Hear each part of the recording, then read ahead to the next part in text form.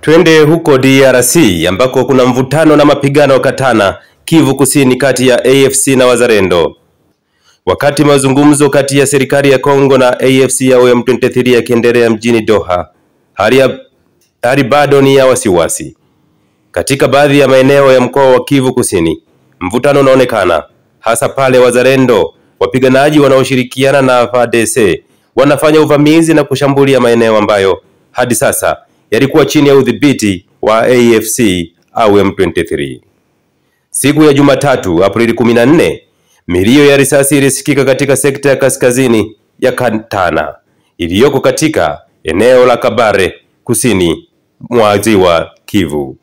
Mapigano haya yaliyoanza mwishoni mwa juma lililopita yalizidi wiki hii, hususan katika eneo la Irambi Katana, eneo ambalo ni makazi ya vituo viwili vya biashara katika eneo hilo ambavyo ni Katana Center kusini na Kabamba kaskazini, maeneo yanayotenganishwa kwa takriban kilomita 10. Maeneo haya mawili yameathiriwa vibaya na mapigano.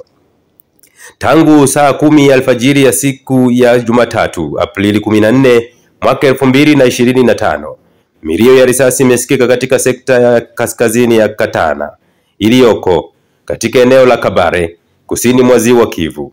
Kulingana na vyanzo vya ndani, mapigano hayo yalichochewa na shambulio la kuvizia la Wazalendo dhidi ya wapiganaji wa AFC ama M23.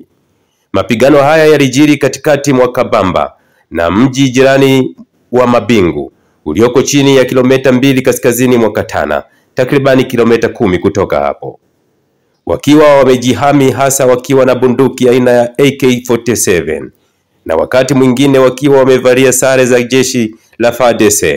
Wazalendo hawa wenye asili ya Hauti Platoon ya Karehe, wao peke yao ndio wanapigana na kuongoza mapigano dhidi ya AFC au M23. Kutokana na makali ya mapigano, wakazi wa Kabamba walikimbia, wakiliacha soko kubwa zaidi katika mji huo ambalo hufanyika kila Jumatatu na Ijumaa. Mwisho wa siku, hali ya utulivu ilionekana kurejea katika eneo hilo. Wapiganaji wa AFC au M23 wameanza kutoa tena ngome walizopoteza katika siku za hivi majuzi. Mapema jioni, vikosi vya AFC na au M23 vilipeleka askari wao kwenye barabara ya taifa namba 2 kati ya Kavumba na Katana, vikiimarisha uwepo wao kwenye sehemu hii hadi Kibamba. Hii ni taarifa kutoka DRC ambako mvutano na mapigano Katana, Kivu Kusini, kati ya AFC au M23 pamoja na Wazalendo wanaoungwa mkono na serikali ama jeshi la serikali ya Kongo.